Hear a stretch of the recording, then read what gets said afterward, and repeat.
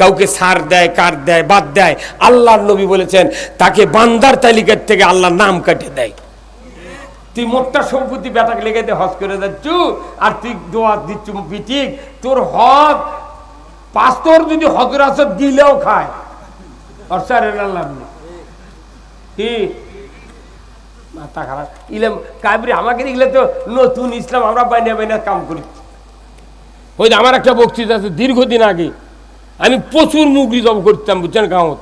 কিন্তু মুগরি জব করে যখন দেখি যে মুগরি সকালে জব করে নিয়ে যা এই কুল্লু ব্যান আমাদের বসে থেকে খায়, আমার একটা কান চুল ফোরাও দেয় না।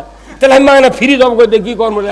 তখন আমি একটা বই পড়ে দেখি, ওই ওই যশোরের হচ্ছে আপনার খায়ের যশোরের একটা বক্তা ছিল বুঝছেন, বই লিখেছিল হাদিসের সিরিজ, এই আবুল খায়ের বক্তা আবুল খায়ের, ওনার এক বই পড়ে দেখি যে যারা হালাল পশুকে হালাল জীবজন্তুকে জব করে দিবে অথচ বেঈমানরা খাবে, নামাজ আদায় করে না এরা খাবে, এর জন্য এরও দায়ী হওয়া লিখবি। যখন জব করে আসবি কোয়া লিখবা তুই নামাজ পড়িস নাতে না, তাহলে তুই জব করে তুই খা। তুই আমার থেকে জব করলে হালাল করে নিয়ে যা, তুই আন খাবো আর আমি একলা আঁকা মধ্যে জুম্মত মর্ম, আর তুই যা মাথানি মাস্তানি দেবো মাছাঙ্গত বসে থেকে। এই কথা কর, ওই জন্য 20 টাকা করে চাচ্ছি, আর আমার কাছে আসে না। আমি 20 টাকা লাগবে জব করে দেবো, কোথাও ওর কাছে যাবো না, কোথাও ওটি যা না ওই টাকা চাই, বাঁচে গেছি আমি। আমার বেকারে মাথা লেগেছে কথা ঠিক কিনা। এখন যদি কেউ কয় যে না আমি টাকা দেওয়ার পারবো না, এমনি বক্তৃতা করেন, বাবা তুই ফ্রি বক্তৃতা কত বক্তব্য তাকে নিয়ে যা। এই ইনকাম লোকটা আমাকে কয় হুজুর অমুকখান একটা সভা তারা কনসম করে টাকা লিয়ে আনা সভা করে দিবেন, তখন আমি কই ভাই তুমি বক্তৃতা করো 1 টাকাও লাগবেন না। কথা কন না, আরে 1 ঘন্টার বক্তৃতা যদি 75 লাখ হয় আর আমরা 2 ঘন্টা মরে যাচ্ছি। এই জীবনে 10টা মসজিদ করেছি, 6 বছর সভা করে করে 10টা মসজিদ মানুষ করে দিয়েছি, তাহলে আর কি আমি কিছু পাবো না? হ্যাঁ, তা আমাদের হুজুরা ভিক্ষা করে খাক, দেশের মোট মানুষ যদি চায়, কিন্তু হুজুরা কি ভিক্ষা করে খাচ্ছে? আল্লাহ রাসূল বলছেন আল্লাহ তার কল্যাণ চান তাকে কোরআনের জ্ঞান দেন।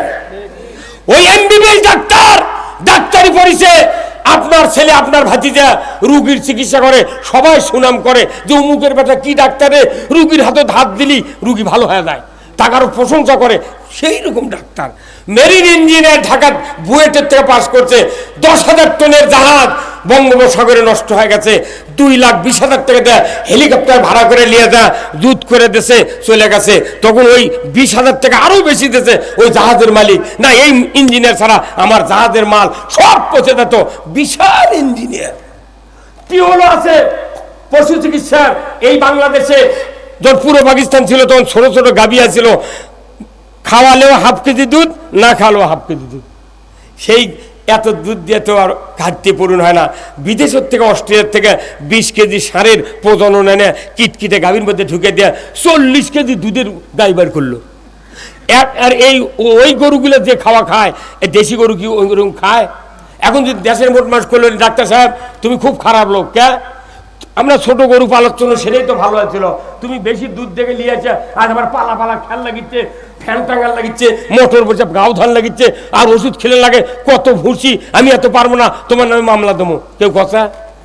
তাহলে ডাক্তারি শিখে পশু ডাক্তার বড় গরু বানালো, 4 লাখ টাকার সার বার করলো, ইঞ্জিনিয়ার ভাঙ্গা জাহাজ জুত করলো, মেডিসিন ডাক্তার মরা রুগী ভালো করলো। তাহলে ওরা যে পুস্তক পড়ছে তারই উপর ডক্টরেট করে সেই রকম সুনাম অর্জন করলো। আর আমরা কোরআন হাদিস পড়ছি 24 বছর পরে এই কোরআন হাদিসের বক্তৃতা দিচ্ছি, ওরা বক্তৃতা করে বেতন পালো, সুনাম পালো, আর আমরা এই দেশে কোরআনের বক্তৃতা করে আমরা পালো জেল আর দুর্নাম। এই কথা বল না, যদি মামলা দেওয়া লাগে ওরকম মামলা দেওয়া, তুই গরু বড় করলু কে, তুই ভাঙ্গা জাহাজ জুত করলু কে, এই কথা কন না আপনারা?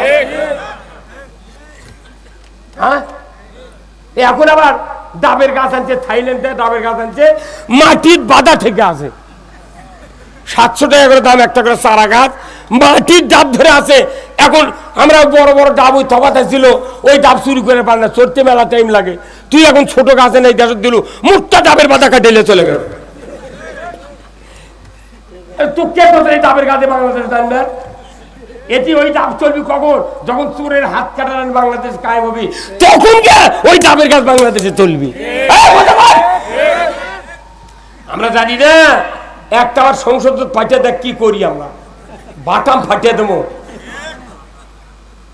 আমি বলেছি ওই জন্যে, আমি গত মাহফিলে বলেছি এই বগুড়া শহরে আছে কি কয় এর সেন্টার মসজিদ নাই ভাই, বয়তুর রহমান মসজিদ, তারেক রহমান যে মসজিদ বানাতেছে, সুন্দর মসজিদ তাই না, কাবার ফ্যাটানি মসজিদ, যাই ভালো কাজ করতে তার পক্ষে কথা কোয়া লাগবে, কথা ঠিক কিনা।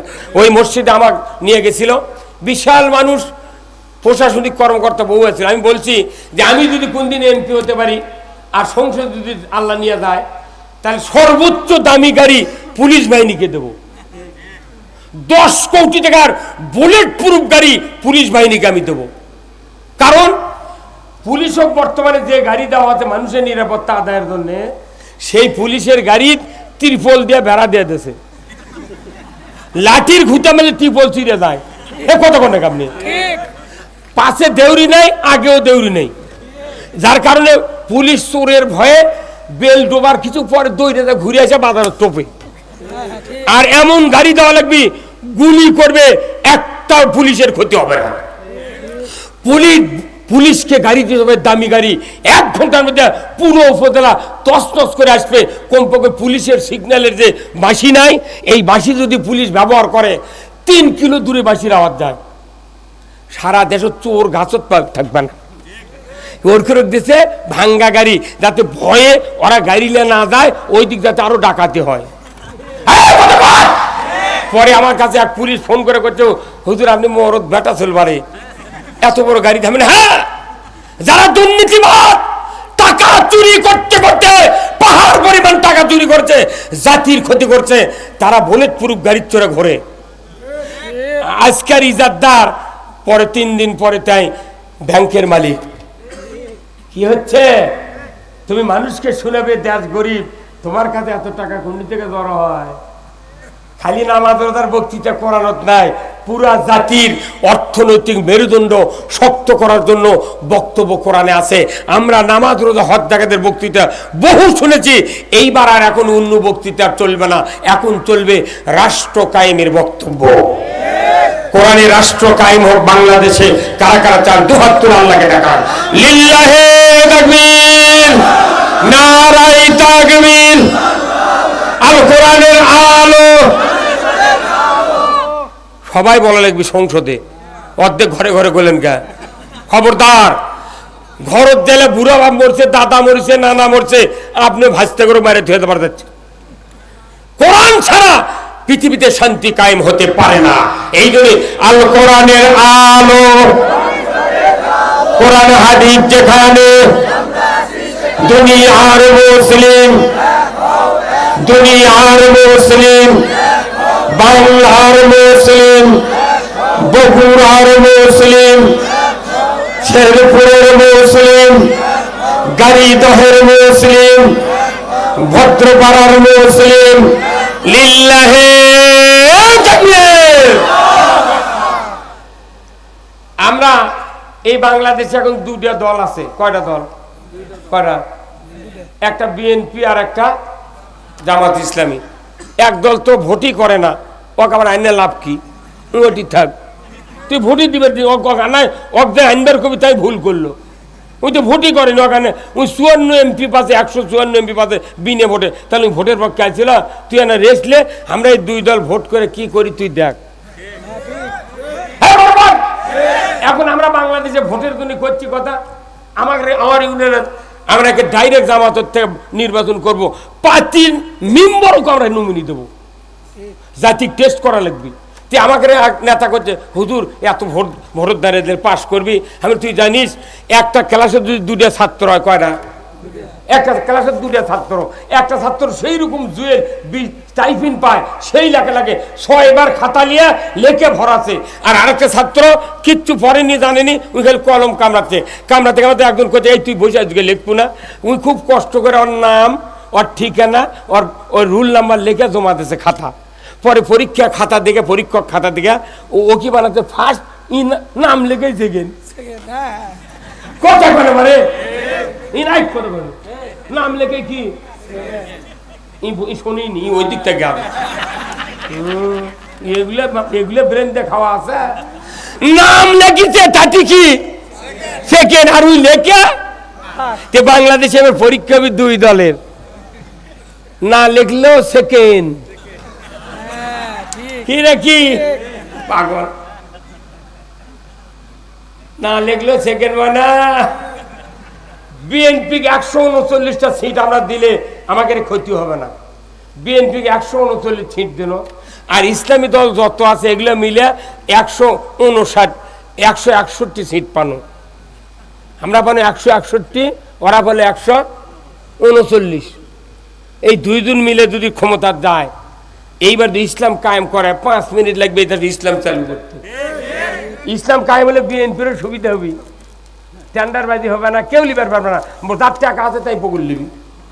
কতক্ষণ টাকা এখন এই কাম না করে যদি টানাটানি করি, জামাতও টানাটানি করি, বিএনপি টানাটানি করি, তাহলে হবে কি, এই যে এটা মনে করি এটা কি দড়ি, এটা কি, এটা কি দড়ি, এই দড়িটা খুব নরম, আমরা কোনো জানি না।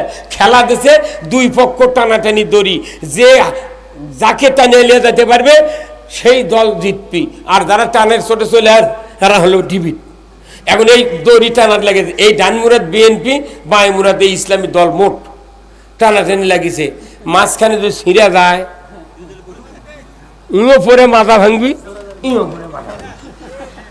এখন মাথা তখন ভাঙিয়া গেছে, একে তার ওঠার শক্তি নাই।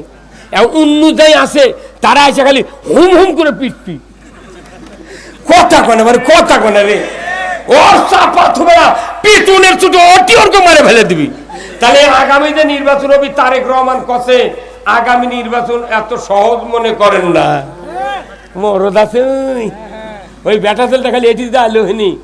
আমি কইছি গাবতলি 100 বার যে তারেক রহমান বগুড়া বাড়ি থেকে ঢাকার যদি নাম্বার নাও দেয়, আমরা হেলিকপ্টার দিয়ে লন্ডন থেকে আলতাবন নাচা খেলার মাঠে নিয়েছে নামাবো।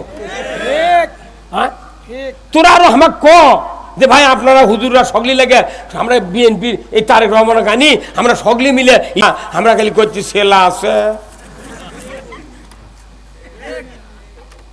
আমাকে রুটি বুঝছেন, আমাকে রুটি 1 মাসে 3 বিঘে জমি, 2 বেটা, 3 বাপ মরে গেছে, মা মরে গেছে, বিটি বুনটুন কেউ নেই। তখন ওই 2 ভাইয়ের মধ্যে 1 ভাই খুব দরবার করে, মাতব্বর মানুষ, আর 1 ভাই হচ্ছে গরিব, আর কিন্তু ওই খুব অবচ্ছাইদের। এখন বাপ মরে গেছে, 1.5 বিয়ে করে জমি বাটাইলেছে, লিয়ে একটা গাভী আছিল, 5-6 কেজি দুধ হয়, একটা গরু। তখন বড় ভাই করছে ভাই ভেউ যেহেতু বাটাইলেছি, তো আমরা 2 দিন গরুও বাটাইলি ভাই। তো অবোধ ভাই করছে লাও তুমি যা করবে তাই, তুমি আমার বড় ভাই লয়। হ্যাঁ তখন করছে কি করবা, করছে গাই বাটানোর মতো একটা দড়ি লিয়ায়, দড়ি লিয়েছে নেজের ওই গোড়ার থেকে মাথার চান্দি পর্যন্ত মাপ ধরছে, ধরে ওই দড়ি ডবল করে মাথার থেকে মাপ দিয়ে তাকে মধ্যে সমতে। তখন ওইটা একটা কালো দাগ দেওয়া করলো যে এইখানলে তোর, এইখানলে আমার। আর এই পাগলকে 1 কাপ চা খিলে ছোট অবদক কছে যে ভাই তুই তোকে চা খিলেছি, তুই না তোর সাথে আমার নিরিবিলি গপ্প আছে। ভাই কি গপ্প ভাই, চা খিলেছে, খেলার পর করছে ভাই তুই যদি গরু না খিলে গরুর দাম কমে যাবি, হারো বাড়াবি রে, তোরই উপর আমার গরু বাঁচা না বাঁচা নির্ভর করে। তখন ওই চিন্তা করছে পাগল মানুষ, সমানে ঘাস কাটে কাদের মধ্যে, কাটতে কাটতে 15 দিনে পাওয়াত ঘাও হয়ে গেছে। কিন্তু আল্লাহর একটা বিধান আছে যে প্রত্যেকটা অবধ পুরুষের বউ হয় চালাক, যার স্বামী অবধ আল্লাহ বউ দেয় চালাক। এই চালাক বউ 15 দিন পর আমার চুলকে দিলে পাওয়াত পাখি আছে, তোর তো পাখি হবি। তো কে বুদ্ধি দিছে গরু বাটালিছু, তুই খিলেস ঘাট, আর ওই বিকেল করে দুধ দুয়েলে বাজারত বেছে, ওই দুধ খায়, 1 ফুট দুধ তোকে দেয় না, তুই পাগল। কত কি কর বড় ভাই কষে, তোর বড় ভাই কষে এই কয় করছে যে শোন আজ থেকে আমার কথা শোন, খারাপ মানুষ কোনো ঠেলা দেওয়া লাগবি, কি করা লাগবি, তুই যা সকালে ভাই কবু যে গরু বাটে দে, আমাক ভেউ দেখা বাটে দিতে আল দিয়া আমার গরু বাটে দে, তুই মধ্যে দিয়ে কাটিয়া বাটে দেবো, আমি ঘাস খেলামো, গোবর বাড়াবি, আমি ওগুলো ঘুটে শুকে চা লাগ দিয়ে আমি হাট করে খাবো, তুই দুধ খাবো ঘাস। কথা কন আমার এই করছে আমি ঘাস খিলামো, পেছন দিয়ে গোবর বাড়াবি, তো ওটা আমি ঘুটে শুকামো, চা লাগ দেবো, আমি বস্তা পাবো 70 টাকা বস্তা পাবো, তুই দুধ খাস ভাই। তখন ওই চিন্তা করছি এই বুদ্ধি দিই লোকের মাথায় নষ্ট নেই। তখন এই বুদ্ধি, কিন্তু অবোধ মানুষ যদি বউ বুদ্ধি দেয় ওই মরে দেবে, তো বুদ্ধি ছাড়বে না। তখন ওই বড় ভাই করছে ভাই তো 1 কেজি করে দুধ দেবনি ভাই আজ থেকে। করছে দুধ আমি চাই না, তুই এখনই ছুরিয়ে আনে আমার কাছে অর্ধেক করে দিই। কথা বুঝতে পারছেন? তে আমরা যারা এই দেশত রাজনীতি করছি আমরা বুঝতে পারিনি, ক্যাপাসিটি বুঝতে পারিনি। এই দেশে মূলা আলা, হাঁস আলা, কপি আলা, রিক্সা আলা, ভ্যান আলা, সিএনজি আলা, অটো আলা, ভটবডি আলা, লসিবন আলা, ইজি বাইক আলা, এই যত তরকারি আলা, লাউ আলা, আনাজ আলা, যত নিম্ন শ্রেণীর লোক এরা কোনো সরকার নির্বাচনে ভোট দেয়? কথা বলে কা? এই পুলিংয়ের থেকে শুরু করে আপার লেভেলের যত সরকারি অবস্থান আছে এরা কোনো কেউ ভোট দেয় না, এরা খালি ভোট নেয়। এর ক্ষেত্রে ভোট নেয় মানে কি, এটা আমরা গরুর মুখত খাবার তুলে দিই। কতক্ষণ আবার বোঝে না কথাটা। এই সাধারণ মানুষ ভোট দেওয়া মানে কি, ওরকে মুখের কাছে গরু ঘাস দিন, তুই খা। এগুলো ভোট ওটি লিয়ে না, ওই ঢাকাত খালি ওরখেরই বেতন বাড়ায়, ওরখেরই পুঁজি বাড়ায়, কিন্তু জনগণের চারানার কল্যাণ নাই। এইবার কাটে বাটে নমু একবারে কাটে, আমি গোবর হবি, আমি শুকে ঘুটে করব, তোর সাথে কোনো আমার সম্পর্ক নেই। তুই উমিনদার দুধ হয়, তুই দুয়ে খা, আমি গরু কাটে নেব। এই কথা বলে গা না। আমি আজকে দেশে থাকেন 24 বছর পর একটা পুরুষ মানুষ ঈদের জামাতে যা, বাংলাদেশের একটা অন্তর্বর্তীকালীন সরকার ঈদের জামাতে নামাজ পড়ছে। এই পুরুষ মানুষ যেদিন থেকে হচ্ছে ধানত পোকা নেই, কীটনাশকের দোকান তারা করতে, হুজুর কি কারণে? আমি বছর বছর তোরা অফিসার সিএনজি সিনজেন্টার ইজি পেজেন্টিম তোরা করছিল যে জাকাত না দেয় পোকা যাচ্ছে না, তে জাকাত দেওয়াই লাগেনি, খালি মরদ মানুষ সরকার আছে তাই কি পোকা নেই রে? আলু আলু রুপিহার, জামাদার, সাবানপুর, যতগুলো কোল্ড স্টোরের ধার আমি এবার মাহফিলে গেছি, আলুর সিজনে হাজার হাজার ঘ্যান, হাজার হাজার ট্রাক দাঁড়িয়ে আছে, মানুষ করছে ঢুকানের জায়গা নেই। আলুর এত ফল নেই, কথা বল না। পাবনা নিজামীর বাড়ির সভা করছি, 8:30টায় কবর জিয়ারত করছি, এপ্রিলের 1 তারিখে সভা করছি, ঈদের পরের দিনে, ঈদের দিন করছি পীরগাছা, পরের দিন করছি পাবনা সাথিয়া নিজামীর গ্রামত। ওটি যা স্বর্ণ পেঁয়াজ দেখলো, 1 বিঘাতে 100 মণ করে পেঁয়াজ হচ্ছে। অথচ ইন্ডিয়া থেকে কয় যে ইন্ডিয়া যদি পেঁয়াজ না দেয় তোরা পেঁয়াজ পাবো না, তোর করে এখন ক্যাঙ্কা হচ্ছে। 250 টাকা পেঁয়াজ খাচ্ছি, সেই পেঁয়াজ এবার 1100 টাকা মন, আমি 3 মণ কিনে নিয়েছি। বল যে মরদ মানুষ খালি খালি খালি অন্তর্বর্তীকালীন হতে, তাতে খালি বরকত আর বরকত ঢল। আর বাংলাদেশ এতদিন স্বাধীন হতে পৃথিবীর কোন দেশ বাংলাদেশকে চেনে না, খালি আমেরিকা চিনিচ্ছিল আর সৌদি আরব যাচ্ছিল হজরত বাঙালি থেকে, ওই অফিসে না বাংলাদেশের নাম লেখা আছে, বকত লেখা থেকেছিল বাংলাদেশ। আর ওই ইন্ডিয়া চিনিছে ডক্টর ইউনূস আসাতে 142টা দেশের উদ্যোক্তা এসে বসে আছে, বাংলাদেশে একটা হাসপাতাল চীন করে দিবি, পৃথিবীর সর্বোচ্চ চিকিৎসা বিষয়টি, 15,000 কর্মচারী ওটি চাকরি করবি। আর এতই এতই অফার আসছে বাংলাদেশ, কত এতদিন কোনটি ছিল তোরা? এরা ইংরেজি লিখে রেখেছে বাংলাদেশ বক্তৃতা দেশ, ওই দেশ, আর খালি মাঝে মধ্যে কথা জঙ্গি রাজাকার, জঙ্গি রাজাকার, ও অমনি খালি শিখি যায়, আর কিচ্ছু শিখিনি এরা। আর ডক্টর ইউনূসের থেকে ইংরেজি শুনে ওরকে মাথা ঘুরে গেছে, এটা কি ব্যাটা চললে জানেন?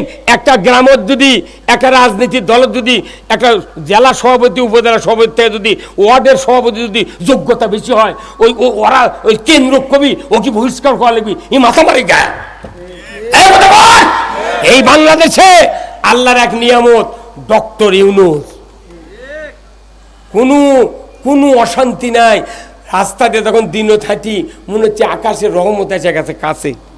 আহা, আজকে আমি জমিতে গেছি, জমিতে এই আসরের নামাজ পড়ে জমি দেখতে গেছি, আজকে 9 বিঘা বীজ দিয়েছে আমার এক মানুষ, যা দেখি কাটারি ধান বাড়াচ্ছে এত বড় শীষ, একটা শীষ পাকা বাজি ধান, সেটা এসে গিন্নিক দেখাচ্ছি যে এই যে ধান পাকিচ্ছে, করছে আলহামদুলিল্লাহ। একটা চিটে পাইনি আমি, 41টা ধান গুনিছি এক শীষত, একটাও চিটে নেই।